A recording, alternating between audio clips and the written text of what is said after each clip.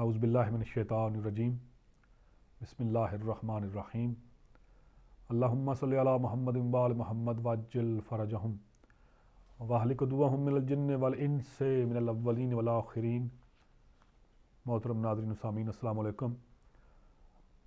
آپ کا میزبان سید علی مرتضیٰ پروگرام ظہور حجت کا سعادت خدمت ہے، اور میرے ساتھ تشریف رکھتے ہیں نہایت ہی محترم جناب قبلہ حجت الاسلام والمسلمین قبلہ مولانا سید نذیر نقوی صاحب۔ قبلہ السلام علیکم، آپ کے شکر گزار ہیں قبلہ۔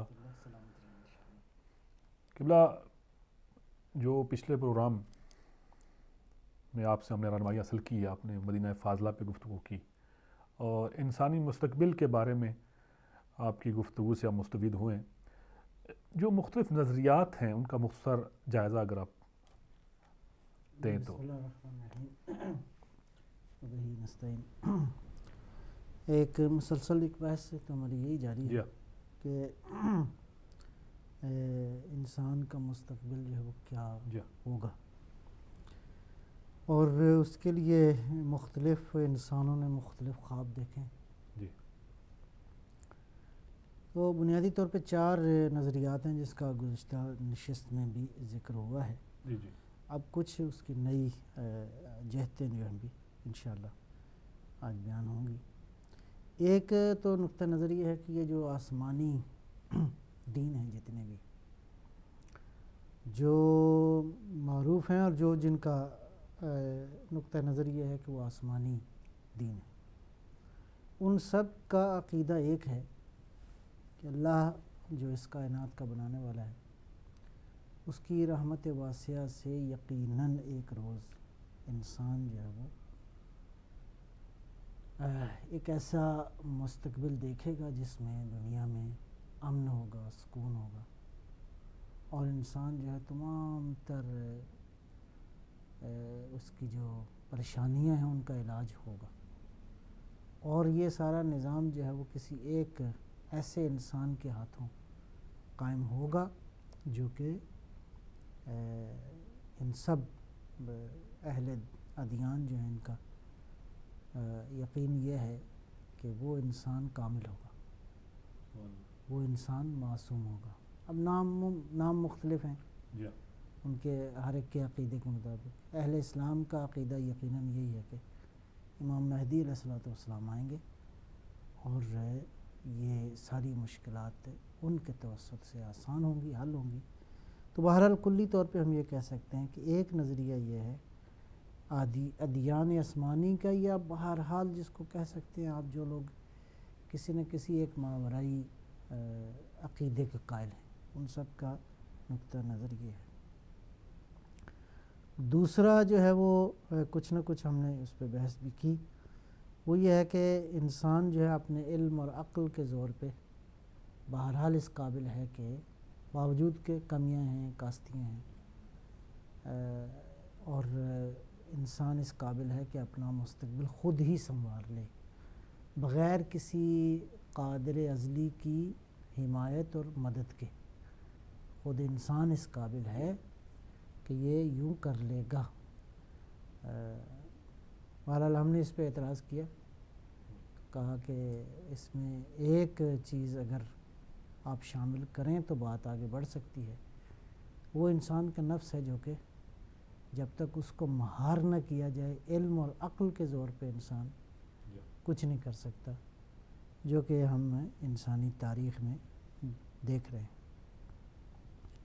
تیسرا جو نقطہ نظر ہے وہ ہے جس کو آپ مختلف لفظوں سے، اصطلاحات سے یاد کر سکتے ہیں، اور وہ ہے کہ ایک وقت آئے گا کہ جس کو نیو ورلڈ آرڈر کہیں، یا یہ جو ماڈرنزم کی تحریک شروع ہوئی اس سے آنورڈ انسان جو ٹیکنالوجی میں ترقی کر رہا ہے، اور یہ ترقی بالآخر منتج ہوگی اس بات پہ کہ انسان کا مستقبل جو ہے وہ بڑا روشن ہے جی، اور دنیا کے اندر یکسانیت آ جائے گی زندگی کے ہر شعبے میں، ایک ہی کلچر سویلائزیشن ہوگا، ایک ہی پولیٹیکل سسٹم ہوگا، ایک ہی اکانومیکل سسٹم ہوگا، اور سب لوگ جو ہے اس ترقی کے حوالے سے آہستہ آہستہ اپنی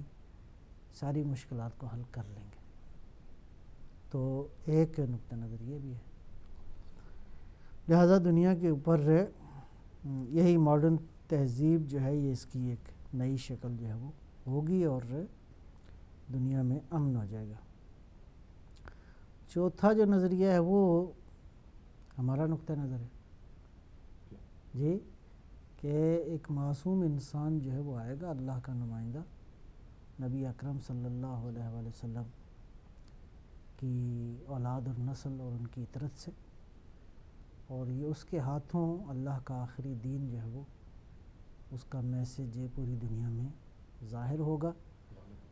جی ہاں، اور وہی انہی کی قیادت میں دنیا، وہ جو خواب دیکھا ہوا ہے انسان نے صدیوں سے، اور انبیاء، سب انبیاء نے اس کے لیے محنت کی، اور ابھی تک انسان اس قابل نہیں ہوا کہ اس کو اس نظام کو دیکھ سکے، تو وہ دیکھے گا. انسان جو ہے وہ اس ساری حقیقت، نورانی حقیقت کو دیکھے گا، اور اللہ کی رحمت واسعہ یقیناً عمل میں آئے گی. اور خدا کی مشیت بھی یہی ہے کہ انسان بالآخر ایک مرحلے پہ آ کے سکھ کا سانس لے گا. تو یہ بنیادی طور پہ 4 نظریات ہیں، لیکن ان کی تفصیل جاننا بہرحال ضروری ہے، جو ہم انشاءاللہ آہستہ آہستہ کچھ نہ کچھ ہم بحثیں کر رہے ہیں، اور میں انشاءاللہ کسی نہ کسی طرح جو بحثیں ہم کر چکے ہیں ان پہ بھی ظاہر ہے، وہ کہتے ہیں العلم فی التکرار، علم جو ہے وہ تکرار میں ہے. اور بہت سارے عزیزوں نے ممکن ہے ہمارے سارے پروگرام بھی نہ دیکھے ہوں، تو کوئی مسئلہ رہے ہاں جی ہاں، وہ اللہ تعالیٰ نے کی حکمت ہے نا جی، اس نے نماز کا کئی بار حکم دیا ہے، اقیم الصلاۃ، وہ اسی لیے کہ تکرار کے ساتھ جو ہے وہ انسان ایک پہلو اس کا یہ ہے، اللہ کی مشیت میں کیا پہلو ہیں وہ سارے تو ہم درک نہیں کر سکتے، لیکن بہرحال ریپیٹ ہونا ضروری ہے تاکہ ایک مطلب بالکل جاگزی ہو ذہنوں کے اندر، اور آنے والے وقت کے لیے ہم اپنی آنے والی نسلوں کو تیار کر سکیں کہ وہ جو ایک انسان کامل آئے گا تو وہ کیا بالآخر کیا تھیوری ہے، کیا آپ کے پاس کیا تصور ہے، مدینہ فاضلہ کا حقیقی تصور کیا ہے، یوٹوپیا کا حقیقی تصور دین کے پاس کیا ہے، ہماری ذمہ داریاں کیا ہیں. جی ہاں، اس میں ہم نے ابھی کیا کرنا ہے. تو اس میں یہی ہے کہ ہم نے اپنی آنے والی نسلوں کو بالآخر یہ بتانا ہے کہ ابھی تک انسان اپنے مقصد کو پا نہیں سکا، ابھی تک انسانیت سسک رہی ہے، ابھی تک ظلم باقی ہے، ابھی تک وہ جتنی تھیوریز آئی تھیں وہ انہوں نے کوئی نتیجہ نہیں دیا. ابھی تک آپ دیکھیں نا کتنے مسائل ہر روز مزید پیچیدہ کیا جی جی ہر روز زمین کے اوپر کمپلیکیشن بڑھ رہی، طوفانوں کا ایک نیا رخ ہوتا ہے، اور انسان جو ہے وہ، تو اس میں بہرحال کچھ نظریات اور بھی ہیں، انشاءاللہ وہ ہم اس کو بحث کریں گے. جیسے کہ آپ نے گفتگو میں ذکر کیا ہے ماڈرنزم کا، تو یہ فرمائیے یہ ماڈرنزم اور پوسٹ ماڈرنزم سے کیا مراد ہے؟ بہرحال واقعاً اس بات کی ضرورت ہے. جی ماڈرنزم جو ہے وہ بیسیکلی اس کو یوں کہیں کہ 19ویں صدی کے اواخر میں یہ تقریباً 20ویں صدی کا آغاز اور 19ویں صدی کا تقریباً آخری چند سال ہیں، اس میں یہ تحریک شروع ہوئی. اور متاسفانہ میں عرض کر رہا ہوں انفارچونیٹلی جتنی بھی یہ آئی ہیں نظریات کہیں، ان کو شعار کہیں، ان کو سلوگنز کہیں، ان سب میں دین کی کوئی گنجائش نہیں ہے. اور یہ دین ستیز قوتیں تھیں جو کلیسا کے خلاف نفرت کے نتیجے میں یورپ میں اٹھیں، اور انہوں نے پھر ساری دنیا کو اپنی لپیٹ میں لے لیا، اور مسلمان بھی بالآخر اسی تحریک کا شکار ہوئے، اور دین سے بہرحال آخر میں آہستہ آہستہ ماڈرنزم کا نعرہ ایک فیشن بن گیا تھا. جی جی. تو میں اگر اس کو علمی طور پہ تھوڑا سا عرض کرنا چاہوں تو میں تھوڑا سا ایک دو جملے آپ کی خدمت میں عرض کرتا ہوں. اور ظاہر ہے کہ یہ سارا سلسلہ جو ہے ویسٹ میں شروع ہوا. کہتے ہیں کہ modernism is a philosophical movement that along with cultural trends and changes arose from the wide scale and far-reaching transformations in Western society in late 19th and early 20th century. نئے trend تھے اور نئے cultural trend تھے، نئی تبدیلیاں تھیں اور بڑی سطح پہ یہ ہوئی اور یہ سارے کا سارا ویسٹرن سوسائٹی میں ہوا. اس کے بعد اس کی یہاں سے پھر اس کا ڈپارچر ہوا ماڈرنزم کا، اور یہ پھر آ جاتا ہے 20ویں صدی کا آخر، یعنی 1900 آپ کہہ لیں کہ 80-90 کے بعد یہ پوسٹ ماڈرنزم کا تصور جو ہے وہ پیدا ہوتا ہے. تو post modernism is a late 20th century movement in art, architecture and criticism that was a departure from modernism. جی اچھا، ماڈرنزم کے اندر ایک جو نقطہ تھا اور وہ بہرحال ابھی تک باقی ہے، یہ میں بات توجہ چاہوں گا اپنے سب دیکھنے والوں کی. Modernism also rejected the certainty of enlightenment thinking and many modernists rejected religious belief. یہ ماڈرنزم کی جو موومنٹ تھی یا پوسٹ ماڈرنزم میں وہ چینج ہو گئی، تو کیا ہوا، وہ جو یقین کی قوت ہے اس کو انہوں نے ریجیکٹ کیا. یہ کیا ہے، یقین سے انسان کو تبدیلی لا سکتا ہے. ان کے خیال میں یقین کی جو تفکر کی جو انلائٹنمنٹ ہے وہ اس کا وہ کارے نیست، اس کا کوئی کام نہیں ہے. جی لہذا انہوں نے اس اعتبار سے جو مذہبی عقائد ہیں ان کو بھی ریجیکٹ کیا. تو بیسیکلی اب یہاں پہ آگے جا کے وہ ایک نظریہ جو ہے تقریباً یہ ایک شخصیت ہیں فرانسس فوکویاما، انہوں نے ایک کتاب لکھی ہے، ان کی جو ایک تصنیف ہے وہ ہے the end of the history, the end of history. اس میں وہ کیا کہتے ہیں، he argues that advent of western liberal democracy may signal the end point of humanity's socio cultural evolution and final form of human government.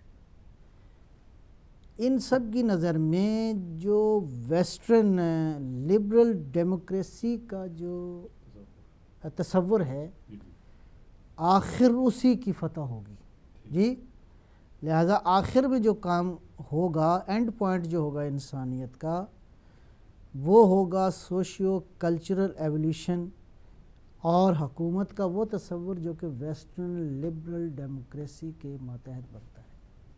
خوب، اب یہ تصور یہ ہوا کہ بیسیکلی انسان یہ ترقی کرتا کرتا اتنا آزادی کا جو تصور یہاں پہ پایا جاتا ہے، یہی آزادی کا تصور بڑھتے بڑھتے بالآخر انسان کو اس منزل پہ لے جائے گا کہ انسان کو یقین نام کی کسی چیز کی نہیں ضرورت، انسان کو مذہبی عقائد کی کوئی نہیں ضرورت، انسان کو کسی قادر ازلی کے وجود پہ ایمان لانے کی کوئی نہیں ضرورت، انسان کسی اس کائنات پہ قادر قوت کی مدد کے بغیر انسان خود سے اس قابل ہے کہ اپنی دنیا خود بنا لے. یہ ایک میں کلی طور پہ اس تصور سے گزرا ہوں ابھی جو میں نے عرض کیا آپ کی خدمت میں. لہٰذا اب ہوا یہ کہ دعویٰ یہ تھا کہ یہ جتنے فزیکل علوم ہیں یہ انہی کی ترقی کے باعث انسان کے علم اور اس کے تجربہ میں اضافہ ہو رہا ہے، اور اس میں انسان نے اپنے لیے ڈائریکشن بھی متعین کر لی ہے. لہٰذا جب سارے انسان اس ٹیکنالوجی سے استفادہ کریں گے، ہر کوئی جو ہے وہ استعمال کرے گا آئی پیڈ، جب ہر کوئی جو ہے وہ اس فارمولے کو استعمال کرے گا جو ویسٹ سے دنیا کی طرف گیا ہے، اور ترقی کے بہرحال جتنے بھی آہستہ آہستہ اس ترقی کے نتیجے میں جو بھی پیدا ہوگا، جب سب لوگ اسی چیز کو استعمال کریں گے تو بالآخر الٹیمیٹلی وہی تصور دنیا کے اوپر حاکم ہوگا جو یہاں سے گیا ہے۔ بات تو بہرحال سمجھ میں آتی ہے، اس لیے کہ مقابلے میں نظریہ کوئی نہیں، اس لیے مقابلے میں کوئی تجربہ فی الحال انسانوں نے نہیں کیا، اوورال نہیں دیکھا، سوائے ہمارے خیال کے مطابق ایک تجربے کے کہ حضرت امام خمینی رضوان اللہ تعالیٰ علیہ کی قیادت میں ایک دینی حکومت کا قیام ہوا دنیا کے اندر، جس میں علم کی ترقی بھی کوئی مشکل نہیں پیش آئی، علم بھی ترقی کر رہا ہے، عقل بھی ترقی کر رہی ہے، ساتھ ساتھ روح بھی ترقی کر رہی ہے۔ سبحان اللہ، جی تینوں ترقیاں بیک وقت میسر ہیں۔ یہی وہ بنیادی میسیج ہے دین کا، ربنا آتنا فی الدنیا حسنہ وفی الآخرۃ حسنہ۔ دنیا بھی حسین ہو انسان کی، مومن کی، اور آخرت بھی حسین ہو۔ یہ نہیں ہے کہ وہ دین کا وہ تصور کہ بس دنیا خیر ہے، دنیا جو ہے وہ ہمارے لیے نہیں ہے، نہیں، یہ دنیا بھی صاحبان ایمان کے لیے ہے۔ جی جی جی جی یہ دنیا بھی حسین ہو مومن کی، مومن کی آخرت بھی حسین ہو۔ اصل تو یہ میسیج لے کر آیا ہے، لہٰذا یہ ایک تجربہ ہے جو انسان ابھی دیکھ رہا ہے۔ ابھی تو مخالفت بھی جاری ہے، بہرحال وہ سارا سلسلہ اپنی جگہ پہ ہے، لیکن ایک تجربہ ہے جو پوری انسانی تاریخ میں ہم دیکھتے ہیں کہ اس اعتبار سے اپنی نوعیت کا ایک یونیک تجربہ ہے۔ پوری انسانی تاریخ میں دیکھیں تو دینی حوالے سے 3 بڑی مثالیں ہمیں نظر آتی ہیں۔ ایک جو ہے وہ حضرت اسماعیل علیہ السلام سے بات شروع ہوتی ہے، حضرت داؤد علیہ السلام کا اور حضرت سلیمان علیہ السلام کا زمانہ ہے کہ ان کی حکومت جو ہے وہ کچھ عرصہ رہی۔ پھر ایک مثال ہمیں نظر آتی ہے حضرت یوسف علیہ السلام کی کہ یہ وہ اللہ کے نمائندے جو معصوم انسان تھے، انہوں نے انسانوں کو ایک حکومت کا تصور جو ہے وہ دیا، کسی حد تک برسر اقتدار نظر آئے ہیں۔ جی جی بہرحال مطلب یہ تاریخ کے تجربات ہیں۔ پھر سرکار دو عالم صلی اللہ علیہ وآلہ وسلم نے ایک تصور حکومت کا دیا اور بڑا خوبصورت اور ایک بنیادی تصور تھا۔ پھر اسی کی کنٹینیوشن ہمارے عقیدے کے مطابق اسی عیناً لوگوں نے جب امیر المومنین علی ابن ابی طالب علیہ السلام کے ساتھ ایک لمبے عرصے کے بعد نماز پڑھی تو کہا آج پیغمبر کی نماز ہمیں یاد آ گئی۔ جی تو امیر المومنین علیہ السلام کا زمانہ ہے حکومت کا، تو یہ معصوم حکومتیں ہیں، یہ مختلف ادوار میں معصوم حکومتیں قائم ہوئی ہیں۔ اس اعتبار سے پہلی انسانی تاریخ میں پہلی غیر معصوم کی حکومت جو ہے اس کا تجربہ ہوا اور الحمدللہ ابھی تک کامیاب ہے کہ دین کے نام پہ سیاست کے میدان میں، اقتصاد کے میدان میں اور سویلائزیشن کے میدان میں ہم نے دیکھا کہ ایک تجربہ جو ہے وہ ہوا ہے اور وہ جاری ہے فی الحال۔ اچھا، اب یہ جو ماڈرنزم کا دعویٰ تھا یا ابھی تک ان کا دعویٰ یہی ہے کہ یہ جو فزیکل علوم ہیں بالآخر اس سے ایک یکساں معاشرہ دنیا کے اندر قائم ہوگا اور انسان ہے جو ہے وہ سب اس انسان جو ہیں اس سے متاثر ہوں گے اور ساری دنیا کے اندر ایک ہی کلچر، ایک ہی سویلائزیشن ہوگا۔ اچھا، اب یہ یکسانیت کیوں آئے گی؟ اس لیے کہ ٹیکنالوجی کی ترقی جو ہے اس سے انسان روزانہ سارے کے سارے انسان جو ہیں وہ جتنی ثقافتیں ہیں، جتنی تمدن ہیں، ان سے استفادہ کر رہے ہیں۔ جب سارے تمدن انہی سے استفادہ کر رہے ہیں تو پھر دنیا میں ایک ہی تمدن ہوگا۔ یہ ہے وہ بیسیکلی نظریہ ماڈرنزم کا یا پھر اس کے بعد پوسٹ ماڈرنزم کا نظریہ۔ لیکن ہم بہرحال ہمارا اعتراض، ایک تنقید اس پہ یہی ہے کہ ابھی تک انسان کے مسئلے حل نہیں ہوئے بلکہ کرب میں اضافہ ہوا ہے۔ ٹھیک ہے جی، اور مشکلات میں اضافہ ہوا ہے۔ دیکھتے ہیں کہ آگے انشاءاللہ کیا ہوتا ہے۔ جی جی، جزاک اللہ قبلہ۔ قبلہ، انسانی مسائل کے حل کے لیے کسی ایک نیک انسان کی حکومت کافی ہے، میرا یہ اعتراض ہے۔ لیکن یہ عقیدہ کیوں ہے کہ ایک معصوم کے قیام کی ضرورت کیوں کر محسوس ہوتی ہے؟ دیکھیں وہ جو بنیادی تھا نا، ہم عرض کیا آپ کی خدمت میں جی جی کہ امام مہدی علیہ الصلوۃ والسلام ایک معصوم انسان جی دنیا میں آئے گا، اور یہ 4 کا پہلے ذکر ہوا، جی حضرت اسماعیل علیہ السلام، اور اسی کنٹینیوشن میں حضرت داؤد علیہ السلام، حضرت سلیمان علیہ السلام، پھر حضرت یوسف علیہ السلام کا زمانہ ہے، پھر نبی اکرم صلی اللہ علیہ وسلم کا زمانہ ہے، پھر امیر المومنین امام علی علیہ السلام کا زمانہ ہے، یہ سارے معصوم زمانے ہیں۔ اس کے بعد ایک آخری زمانہ آنا ہے کہ ایک معصوم انسان کی ضرورت کیوں ہے۔ پہلی دلیل تو یہ ہے کہ دین کی تمام تر حقیقت، جی دین کی تمام تر حقیقت، اس کو میں کیسے اس کی تشریح کروں، یعنی دین میں جو کچھ ہے، اس دنیا کے لیے جو دین نے دیا ہے اور آخرت کے لیے جو دین نے بیان فرمایا ہے، یہ تمام تر حقیقت جو ہے یہ، اور خود انسانی وجود کے جتنے پہلو ہیں، انسانی زندگی کے جتنے پہلو ہیں، اس اعتبار سے کہ کوئی ایسا جو اس ساری حقیقت سے آگاہ ہو، دین کی ساری حقیقت سے آگاہ ہو، انسان کی ساری ضروریات سے آگاہ ہو، ٹھیک ہے، انسان کے وجود سے تمام تر حقیقت سے آگاہ ہو، اور اس اعتبار سے کہ اللہ تعالیٰ انسان کو ہدایت اور کمال کے تمام تر پہلوؤں کی طرف ترقی کی دعوت دیتا ہے۔ یہ بات بڑی اہم ہے کہ پروردگار نے انسان کو خلق فرمایا ہے کہ فقط اس دنیا کے اندر کامیاب نہ ہو، بلکہ جب آخرت کی طرف سفر کرے تو ایک کامل اور ایک خوبصورت اور ایک واقعاً ایک باقوت انسان کی حیثیت سے البتہ اس خالق متعال کی طرف سفر کرے، یعنی اس کائنات میں اس مرحلے کی زندگی کے بعد بھی دین کہتا ہے کہ تم اس کائنات میں واقعاً ایک خوبصورت مخلوق ہو، جی دین جو تصور، لہذا کمال کی ان منزلوں کو طے کرنے کے لیے ایک ناقص انسان نہیں آ سکتا کہ جو دین کو تھوڑا جانتا ہو، جو انسان کی ساری حقیقت کو نہ جانتا ہو، لہٰذا یہ وہی ہو سکتا ہے جو اللہ کی طرف سے اس کو علم حاصل ہوا ہو، اور وہ سوائے معصوم کے کوئی اور نہیں ہے۔ لہٰذا یہ معصوم ہے جو دین کی ساری حقیقت کو جانتا ہے، یہ معصوم ہے جو انسان کے وجود کی ساری حقیقت کو جانتا ہے، اور ہدایت اور کمال کے سارے مرحلوں کو جانتا ہے معراج تک، جی، اور وہ معصوم ہے، معصوم کے علاوہ کوئی اور نہیں ہے۔ یہ پہلی دلیل۔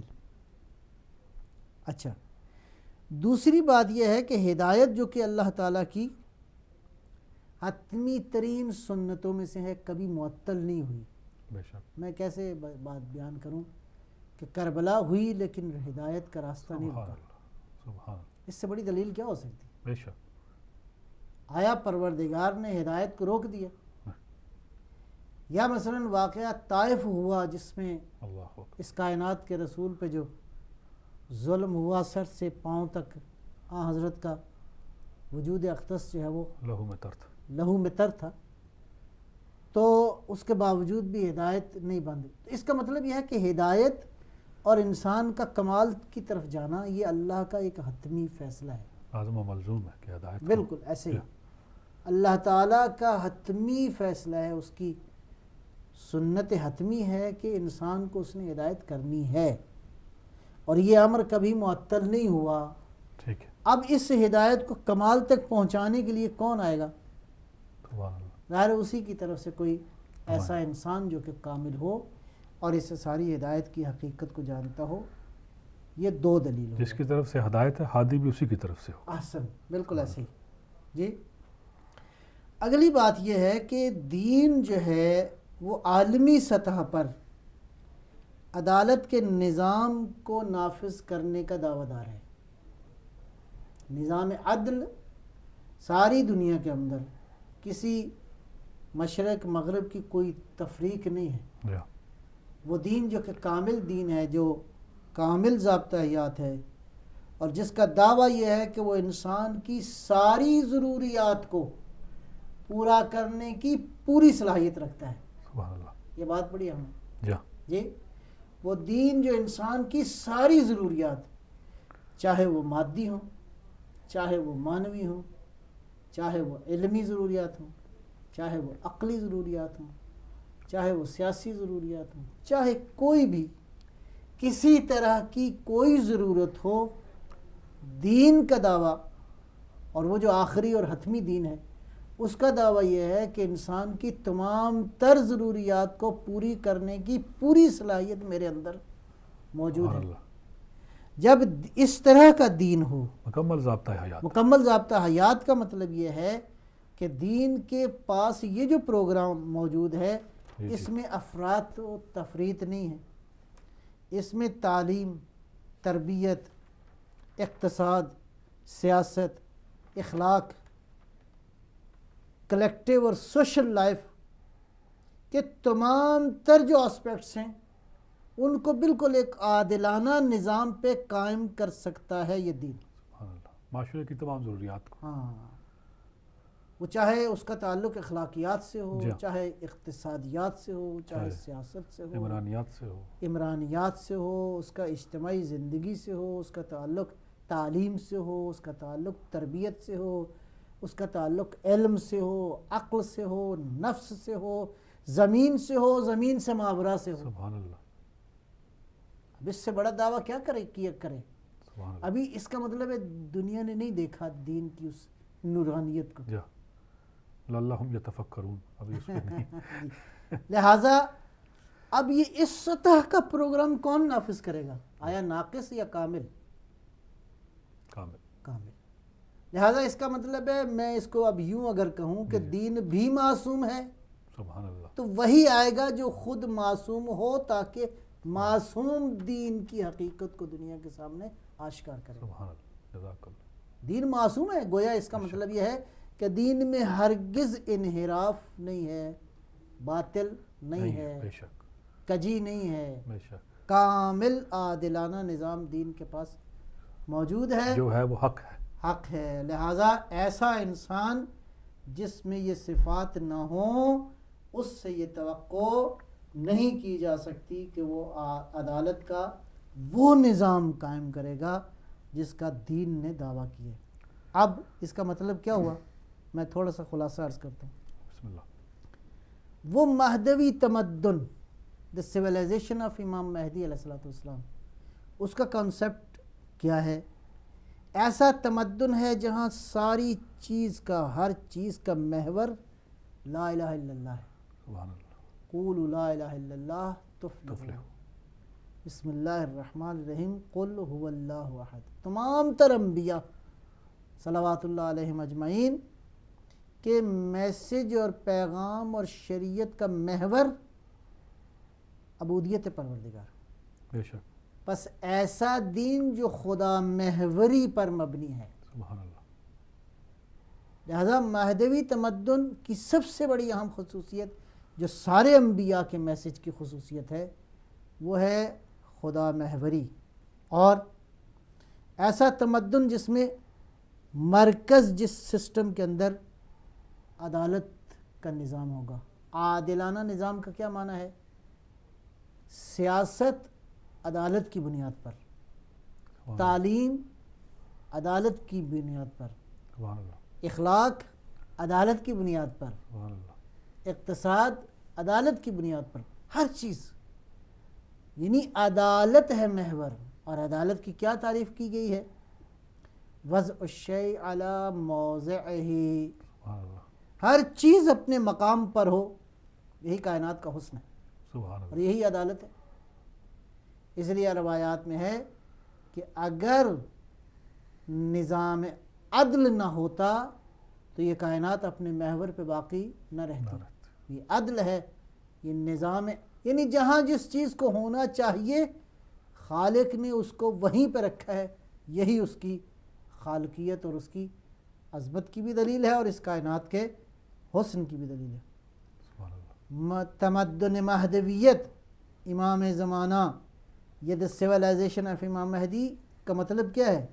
ایسی سویلائزیشن جس میں انسانی فضیلت، شرافت اور کرامت کو توجہ دی جائے گی. سبحان اللہ. انسان تمام تر فضیلتوں کو حاصل کر پائے گا، انسان اپنی کرامت کو محفوظ رکھے گا، انسان اپنی فضیلتوں کا تمدن ہے، سبحان اللہ. کرامتوں کا تمدن ہے، شرافتوں کا تمدن. سبحان اللہ. ایسا تمدن جس میں علم، عقل، اخلاقی اور معنوی اقدار کی حاکمیت، سبحان اللہ. ایسی ویلیوز جس میں اخلاقیات اور معنویت بھی ہوگی، علم و عقل بھی ہوگا. ایسا نہیں ہے کہ علم و عقل ہوگا اور اخلاق و معنویت ختم ہو جائے گی، سبحان اللہ. نہیں، بالکل ایک ہی پیج پر. دوسرے لفظوں میں ہم یہ کہہ سکتے ہیں کہ ایسا تمدن جس میں فکری اور اخلاقی انحراف، ڈائیورژن، ڈیویشن، فکری اخلاقی انحراف کے سورسز اور اسباب سب ختم ہو جائیں گے. سبحان اللہ. یعنی انحراف کے عوامل ختم ہو جائیں گے سبحان اللہ. کہ انسان گناہ کس عامل سے کرتا ہے، مثلا وہ کون سے عوامل ہیں جس کی وجہ سے انسان ظلم کرتا ہے. لہذا ظلم کے اسباب ختم، جڑ سے اکھاڑ کرتا جڑ ہے، اس اصلاً، لیے روایات میں ہاں جی وہ جڑ سے اکھاڑ پھینکے ختم گا. نہیں کریں گے، جڑ سے اکھاڑ. ہاں اس کی جڑیں جب ظلم کی جڑیں ختم ہو جائیں گی، یا انحراف کی جڑیں ختم ہو جائیں گی. لہذا ایسا تمدن جس میں وہ تمام تر رکاوٹیں اٹھا دی جائیں گی جس سے انسان اپنا معنوی سفر نہیں کر سکتا، سبحان اللہ. جس سے انسان کی اخلاقیات ترقی نہیں کرتی. بہت ساری رکاوٹیں ہیں، ٹھیک ہے جی، وہ رکاوٹیں ختم ہو جائیں گی. ظلم کے تسلط کی ہر صورت ختم ہو جائے گی. ہر طرح کے استحصال کی، ایکسپلائٹیشن کی راہیں مسدود ہو جائیں گی. وہ زمانہ جس میں حق کا باطل پر غلبہ ہوگا. سبحان اللہ. وہ زمانہ جس میں اللہ تعالیٰ کی حکیمانہ اور رحیمانہ اس کا جو حکیمانہ اور رحیمانہ ارادہ ہے، انسان اس کی حاکمیت کو دیکھے گا. سبحان اللہ. یہ اور وہ اس کا حکیمانہ اور رحیمانہ ارادہ کیا ہے؟ وہ انسان کو ہدایت اور کمال کی طرف لے جانا ہے. سبحان اللہ. یہی انسان دیکھے گا. اور سورہ مجادلہ کی یہ آیت اس بات کی نوید دیتی ہے جس میں اللہ فرماتا ہے لَأَغْلِبَنَّ أَنَا وَرُسُلِي. بڑی خوبصورت آیت ہے. سبحان اللہ. فرمایا یقیناً میں بھی غالب ہوں گا اور میرے انبیاء بھی غالب ہوں گے. یہ 1,24,000 اللہ غالب ہے اس معنی میں، لیکن اس کا دین غالب ہوگا. لَأَغْلِبَنَّ أَنَا وَرُسُلِي. سبحان اللہ. سورہ مجادلہ آیت نمبر 21. بڑی خوبصورت آیت ہے. اس اعتبار سے سبحان اللہ. کتنی بڑی نوید ہے جو دین نے دی ہے. بے شک. اللہ کا وعدہ ہے کہ خدا کا دین غالب ہوگا، انبیاء کا میسج غالب ہوگا. لہٰذا اس اعتبار سے یہاں پہ کوئی فرق نہیں ہے تمام تر انبیاء کی تعلیمات میں. لہٰذا بشر اس زمانے میں اعتراف کرے گا کہ جی میں عاجز رہا ہوں، اور آسمان کی طرف ہاتھ اٹھائے گا، پروردگار سبحان اللہ. تیری بارگاہ سے التجا کرتا ہوں. جزاک اللہ. قبلہ ایک کال ہے. جی بسم اللہ. جی السلام علیکم. جی کون کہاں سے؟ جی السلام علیکم. السلام علیکم. وعلیکم السلام ورحمۃ اللہ. شاہ صاحب کو، مولانا صاحب کو میری طرف سے السلام علیکم. وعلیکم السلام ورحمۃ اللہ. سرکار میرا سوال بالکل سادہ سا ہے، شاید آپ کو عجیب بھی لگے، لیکن سادہ سا سوال ہے شاہ جی، کہ ایک بات ہے کہ جب سے انسانیت شروع ہوئی ہے، جب سے حضرت آدم علیہ السلام سے لے کر آج دن تک اور آج سے سرکار کے ظہور تک جتنے کروڑوں لاکھوں انسان اربوں اس دنیا میں آئے، وہ ظلم کی چکی میں پستے رہے. اور کیا یہ بات صحیح ہے کہ سرکار کی حکومت 40 سال رہے گی اس دنیا میں اور امن قائم ہو جائے گا؟ تو جتنی پچھلی دنیا اربوں کے حساب سے ظلم کی چکی میں پھستی رہی، اور آخرت کے چند جو ہیں اس کا ایک کوٹر جو ہے وہ اگر امن کی زندگی گزارے گا، تو کیا یہ عدل کے عین مطابق ہے؟ جی جزاک اللہ قبلہ. جزاک اللہ شاہ صاحب. چلو قبلہ. سوال اچھا ہے قبلہ، سوال ویلڈ ہے. جی جی سر. جی شاہ صاحب کے سوال ماشاءاللہ. جی اچھا. میں عرض کروں کہ بہت ساری باتیں ہیں اس سوال کے اندر، میں وہ ساری فلسفی تو ابھی نہیں بیان ہو سکتی. جی جی. نمبر ایک تو سادہ میں عرض کرتا ہوں. پہلا مرحلہ یہ کہ امام زمانہ علیہ السلام کی حکومت صرف 40 سال ہوگی، یہ ایسا نہیں ہے. جی. جو خواب انسان نے صدیوں سے چند ہزار سال سے دیکھا ہے بس 40 سال میں ختم ہو جائے گا، ایسا نہیں ہے، بلکہ اس کے برعکس بہت ساری روایات ہیں کہ یہ ایک بہت لمبا عرصہ یہ حکومت ہوگی. نمبر ایک. دوسری بات یہ ہے کہ اس طرح بھی موجود ہے روایات میں کہ جب امام علیہ السلام ظہور فرمائیں گے تو نہ فقط زمین پہ جو زندہ لوگ ہیں ان کو فائدہ ہوگا، بلکہ جو صدیوں پہلے امام کے انتظار میں دنیا سے چلے گئے ہیں ان تک بھی اس کا وہ بھی فائدہ اٹھائیں گے. ٹھیک ہے، وہ کیسے ہوگا کیا ہوگا یہ تو اب اللہ کا پلان ہے، کیسے اب تو ہمیں نہیں خبر، لیکن روایات میں یہ ذکر ہے. حتیٰ یہاں تک کہ جو لوگ قبروں میں ہیں سارے مومنین ایک دوسرے کو جا کے مبارکباد دیں گے کہ مولا کا ظہور ہو گیا. سبحان اللہ. تو اس سے یہ پتہ چلتا ہے کہ وہ جو دنیا سے چلے گئے ہیں ایسا نہیں ہے کہ ان تک حضرت کے ظہور کی نعمت اور وہ جو نعمتوں کی فراوانی ہے جو روایات میں بیان کی گئی ہے وہ نہیں پہنچے گی. نہیں، یہ جو اللہ فرماتا ہے میں بھی غالب ہوں گا، میرے انبیاء بھی غالب ہوں گے، یعنی حضرت آدم سے لے کر یہاں تک جتنے لوگ دنیا سے چلے گئے ہیں اس ظہور سے پہلے سب تک یہ فائدہ پہنچے گا. جزاک اللہ. کالر ہے قبلہ. جی السلام علیکم. جی کون کہاں سے؟ جی بسم اللہ. جی السلام علیکم. وعلیکم السلام ورحمۃ اللہ. جی میں امجد علی بات کر رہا ہوں بارسلونا سے. امجد علی بارسلونا سے. جی میرا سوال ہے کہ جیسے کہ امام پاک کے ظہور سے پہلے جو انبیاء کرام اور اہل بیت حضرت علیہ السلام جو اس دنیا سے چلے گئے ہوئے ہیں، رخصت ہو گئے ہیں، جب امام پاک آئیں گے کیا ان سب کا بھی انبیاء کرام کا اور اہل بیت جو ہیں وہ تشریف لائیں گے جب امام پاک کا ظہور ہوگا؟ جی جزاک اللہ. جی عبداللہ صاحب پروگرام دیکھ رہے قبلہ جواب دیتے ہیں انشاءاللہ. جی جی. تو یہ دوسرا سوال بھی کر دیا. ایک اور کر رہے ہیں قبلہ، وہ بھی لینا تو پھر. جی السلام علیکم. جی جی وعلیکم السلام. میں لارکانہ سے غلام رسول بات کر رہا ہوں. جی بسم اللہ. یہاں پہ ہمیں یہ بتایا جاتا ہے کہ جو جس کا ظہور ہوگا وہ مولا علی کا ایک بیٹا ہے جس کا نام ہے محمد حنیف، اس کا جو ہے وہ ظہور ہوگا. وہ کہتے ہیں کہ ایک جنگ جو اس نے لڑی اور وہ اسی خدا نے بارش کو کیا اور وہ اتنے انہوں نے بندے مارے اور وہ اس میں وہ گروپ ہو گیا جس کا نام محمد حنیف ہے. تو یہاں پہ کہا جاتا ہے کہ اس کا ظہور ہوگا محمد حنیف کا. تو یہ کیا آپ کی نظر میں یہ ہمیں تھوڑا بتائیں کہ کیا وہ جی انشاءاللہ جواب دیتے ہیں. جی پروگرام دیکھ رہے ہیں. جی قبلہ. جی آخری کال وہ کہہ رہے ہیں. جی بسم اللہ. جی السلام علیکم. جی جی وعلیکم السلام. مقصود سے عرض کر رہا ہوں واٹ فورڈ سے.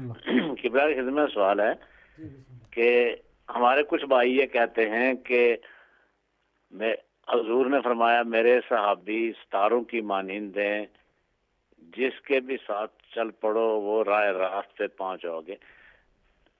اور تو سوال یہ ہے کہ جس کے گھر میں ستاروں کی مثال دیتے ہیں کہ اس جیسے میرے صحابی ہیں، لیکن جس صحابی اور جس اہل بیت کے گھر میں خود ستارہ اترا تھا اس کی اولاد سے حضرت امام مہدی علیہ الصلوۃ والسلام کے ظہور میں ان کو کیا اعتراض ہے؟ انشاءاللہ جواب دیں گے قبلہ. جی قبلہ اب اور کوئی مزید کال نہ لی دی جائے. قبلہ آپ علی جان صاحب کا سوال ہوگا. امجد علی صاحب کا سوال تھا کہ بارسلونا سے کہ امام پاک کے ظہور کے ساتھ کیا جو آئمہ اتحار ہیں 13 معصومین ہیں انبیاء جو پہلے ہیں، وہ اس میں بہرحال اس کی ڈیٹیل انشاءاللہ پھر کبھی صحیح.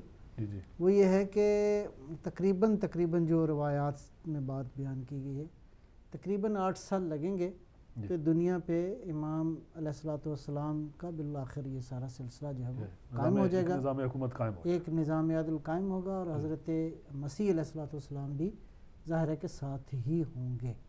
تو دنیا پہ ایک دین کی ایک حکومت جو ہے وہ قائم ہو جائے گی.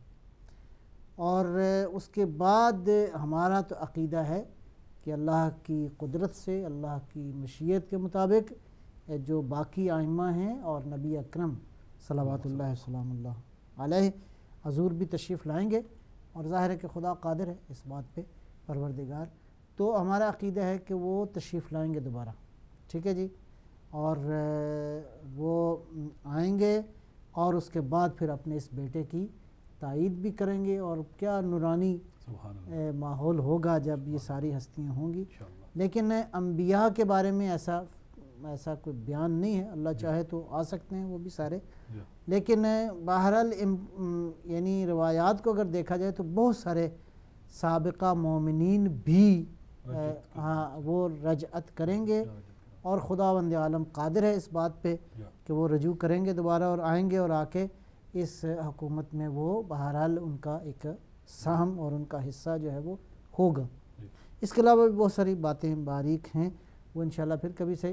تو بہرحال معصومین کے بارے میں ہے کہ ان کی رجعت ہوگی، اور کچھ صاحبان ایمان جن کی تعداد غالباً 10,000 بھی لکھی ہے، بعض جی ہاں 10,000 مومنین کا لکھا ہے، کون ہوگا یہ بہرحال پتہ نہیں، اللہ جانے۔ لڑکانہ سے غلام رسول صاحب وہ کہتے ہیں کچھ لوگوں کا عقیدہ کہ محمد حنفیہ جو ہیں وہ آخر الزمان ہیں، اور وہ جو ایک ملتا ہے رضویہ پہاڑ میں چلے گئے تھے، جی رضوہ، ہاں جی کوہ رضوہ میں چھپ گئے ہیں، نہیں ایسا نہیں ہے، بہرحال بڑے قوی دلائل کے ساتھ یہ بات ثابت ہے کہ حضرت محمد حنفیہ جو ہے وہ دنیا سے چلے گئے، اور امام علی علیہ السلام کے وہ بیٹے ہیں، اس میں نہ وہ قائم تھے نہ وہ قائم ہیں، قائم یہی ہیں جو امام حسن عسکری علیہ السلام کے فرزند ہیں، اور یہی مہدی ہیں، اور یہی قائم ہیں، یہی اس وقت پردہ غیبت میں ہے۔ یہ جس کا بھی عقیدہ یہ فاسد عقیدہ ہے، یہ درست نہیں ہے، اور یہ عقیدہ ٹھیک نہیں ہے۔ وہی امام مہدی علیہ السلام ہیں جو کہ 12ویں امام ہیں، اور اس وقت میں کنفیوژن اس لیے تھی ان کا نام بھی محمد تاریخ قرنی بھی تاریخ میں کچھ لوگ تھے قائل، یہ پتہ نہیں اللہ جانے یہ کوئی نئے سرے سے لوگوں نے بعض عقیدہ نکالا ہے، اور یہ درست ہے۔ بالکل ہو گیا، جلدی جناب مقصود شاہ صاحب جو کہہ رہے ہیں کہ جس کے گھر ستارہ اترا ہے وہ اس کے سلسلے میں سے امام زمانہ کا لینا ان لوگوں پر کیوں گراں ہے، بجائے اس کے کہ خیر وہ جو برادران قائل ہیں وہ خود اس بات کا جواب وہ دے سکتے ہیں بہتر کہ ان کا عقیدہ یہ کیا ہے۔ میں یہ عرض کروں گا کہ دیکھیں، اصحاب کی اللہ اور اللہ کے نبی نے اطاعت کا حکم نہیں دیا، اہل بیت کی اطاعت کا حکم دیا، ٹھیک ہے جی، لہذا پیغمبر اکرم کے بعد جن کی اطاعت واجب ہے، صحابہ کا احترام ضروری ہے، قابل احترام ہے، ہاں، لیکن اطاعت جو ہے نا پیغمبر نبی اکرم کے بعد وہ صرف اہل بیت اللہ سے۔ جزاک اللہ جی بڑی مہربانی۔ پروگرام کا وقت بالکل ختم ہوا چاہتا ہے۔ علی علیہ السلام نے فرمایا کہ کوئی تمہارے ساتھ برائی کرے تو اس کا جواب احسان کر کے دو۔ وعلیکم السلام ورحمۃ اللہ وبرکاتہ۔